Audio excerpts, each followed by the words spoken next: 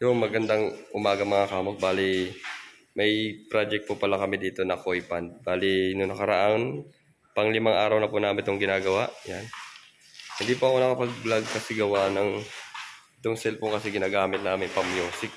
Yan o.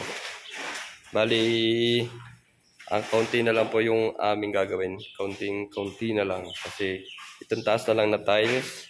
At saka yung isa pang double fountain po kasi tawag dyan. May isa pa pong fountain niya, puporma namin. Pagkatapos niyan, okay na.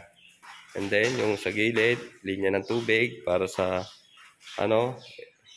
filter sa motor, yan.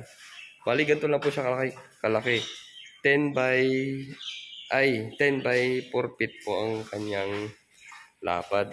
Bali, yung pagganyan niya, 4 feet, at saka yung pahaba ay 10 feet. Bali, andun na yung drainage niya, mga kamog yan. Bali, first time po namin gumawa ng ganitong koi pond. At saka first time ko lang din po maka-experience ng mga ganitong pag-tiles. Pero awa naman ng Diyos, naging okay naman yung aming panalangin yan para matapos ng maayos. Bali, nagpe-prepare na po ng halo yung aking kasama, si Foreman. Bali, pangmalakasa po. Bali, ito na lang po yung last namin project dito kay Gob. At saka mayroon pa pala yung bubong.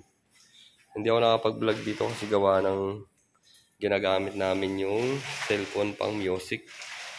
Yan. Salamat sa mga tropapits natin dyan. Sa mga nanonood. Paki-share naman po ng ating video. Yan, oh. Ito po yung hindi namin pwedeng bunutin kasi gawa ng bridge yan po sa electrical. Doon sa poste. Yan. Bawal natin bunutin yan mga kamog. Papagalitan tayo ng may kapal.